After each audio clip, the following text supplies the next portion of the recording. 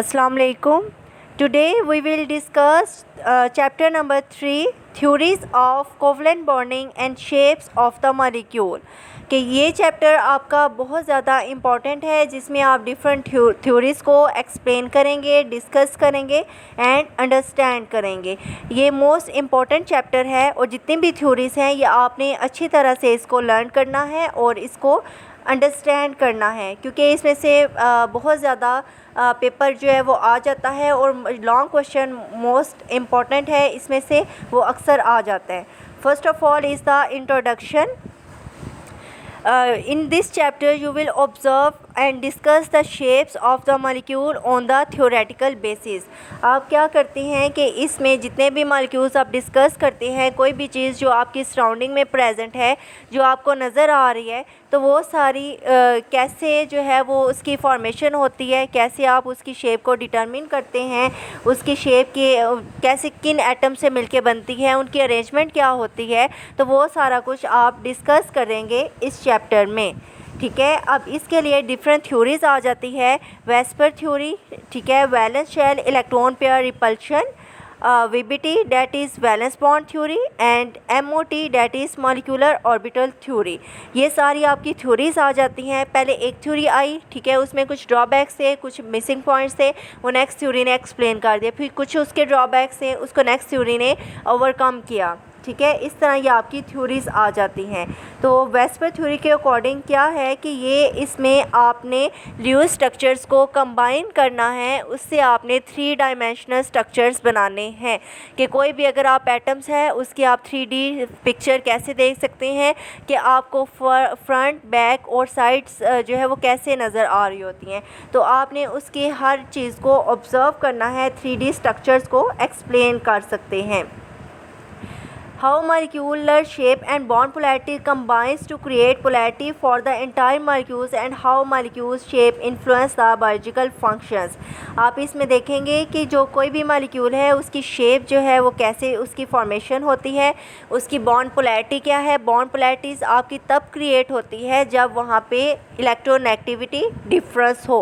Electronegativity difference क्या है कि फॉर एग्जांपल आप HCl को कंसीडर करते हैं, अगर HCl के दरमियान जो बॉन्ड है वो ब्रेक होगा तो हाइड्रोजन पे पॉजिटिव चार्ज और Cl पे नेगेटिव चार्ज आ जाता है। इट्स मीन कि एक आपका इलेक्ट्रो पॉजिटिव इन नेचर है और क्लोराइड आपका इलेक्ट्रोनेगेटिव इन नेचर है। एक स्पीशी इलेक्ट्रो पॉजिटिव, दूसरी इलेक्ट्रोनेगेटिव। इट्स मीन कि इसमें इलेक्ट्रोनेगेटिव डिफरेंस क्रिएट हो गया है। तो इलेक्ट्रोनेगेटिविटी डिफरेंस होने की वजह से उन पे चार्जेस आ जाते हैं। मे बी वो कंप्लीट चार्जेस हो, मे बी वो पार्शियल चार्जेस हो, just like partial positive, partial negative, या complete charges positive and negative. तो ये जब चार्जेस आ जाते हैं इट्स मीन के ये पोल्स क्रिएट हो गए, एक पॉजिटिव पोल, एक आपका नेगेटिव पोल। तो ये आपकी पोलैरिटी जो है वो भी आप इन थ्योरीज़ के अकॉर्डिंग चेक कर सकते हैं।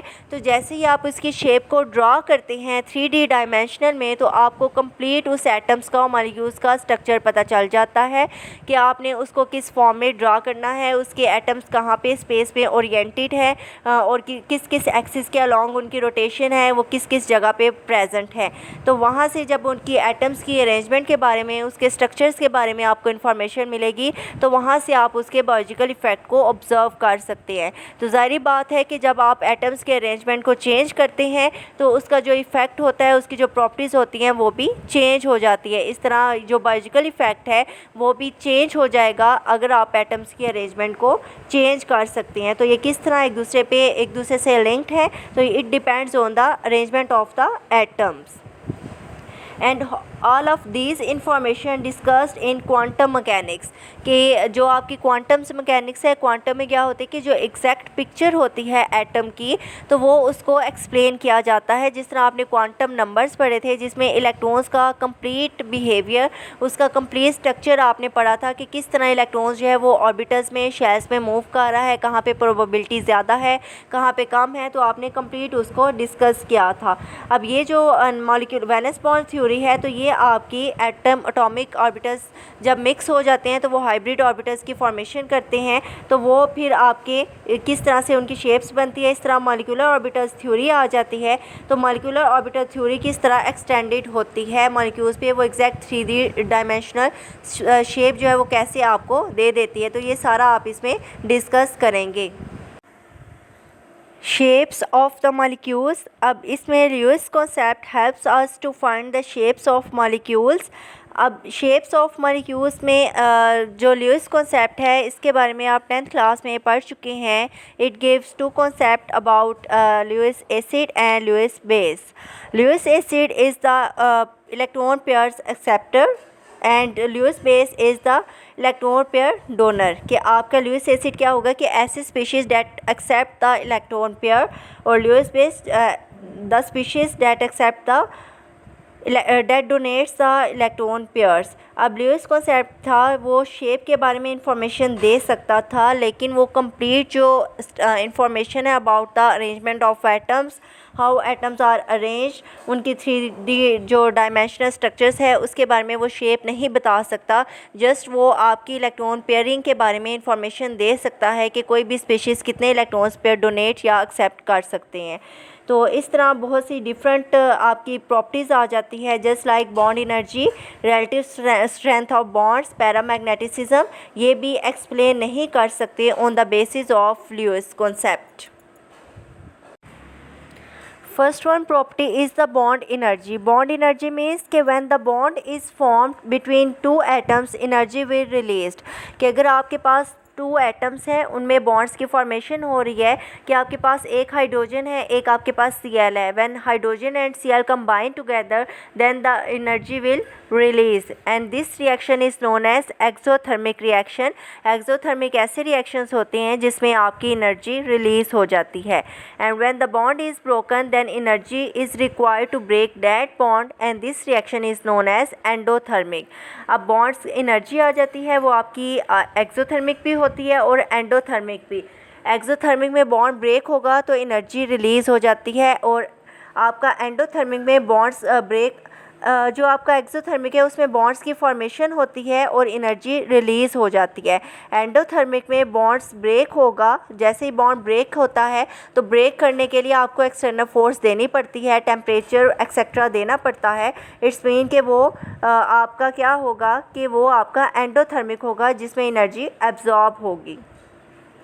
रिलेटिव स्ट्रेंथ ऑफ बॉन्ड्स के बॉन्ड जो है वो कितने ज़्यादा स्ट्रॉन्ग है कितना वीक है, उसकी how much amount of energy is required to break the bond, how much energy is released when the bonds is formed। And paramagnetism. Paramagnetism means कि आपकी जो मैग्नेटिक बिहेवियर आपने डिस्कस किया है कि वो पैरामैग्नेटिक हो सकते हैं कोई भी substances which are strongly attracted to the magnetic field, और डायामैग्नेटिक जो कि वीकली अट्रैक्ट होते हैं, और फेरोमैग्नेटिक होते हैं जो आपकी उसमें प्रॉपर्टीज़ इंड्यूस हो जाती है मैग्नेटिक प्रॉपर्टीज़। ठीक है। अब पैरामैग्नेटिसिज्म क्या होती है जिसमें आपके अनपेयर्ड इलेक्ट्रॉन्स प्रेजेंट होते हैं और इसके अलावा वो स्ट्रांगली अट्रैक्ट होते हैं टुवर्ड्स द मैग्नेटिक फील्ड। तो ये जो फैक्टर्स हैं, ये जो प्रॉपर्टीज़ है, bond energies, strength of bonds, paramagnetism, ये भी ल्यूइस कॉन्सेप्ट के अकॉर्डिंग एक्सप्लेन नहीं हो सकता था। दैट्स वाई मॉडर्न थ्योरीज जो है वो आई और उन्होंने इसको एक्सप्लेन किया। These theories not only predict the shapes or geometry of the molecules but also used to predict many physical and chemical properties of the molecules। कि कोई भी एटम है वो देखने में उसके वो स्ट्रक्चर कैसा है, उसकी स्मेल कैसी है, टेस्ट कैसा है, और उसकी केमिकल प्रॉपर्टीज़ के वो उसका किसी भी दूसरे एटम्स के साथ रिएक्शन कैसा है, उसकी स्टेबिलिटी क्या है, रिएक्टिविटी क्या है, कैसे रिएक्शंस हो रहे हैं, तो वो सारे इसमें डिस्कस कर सकते हैं।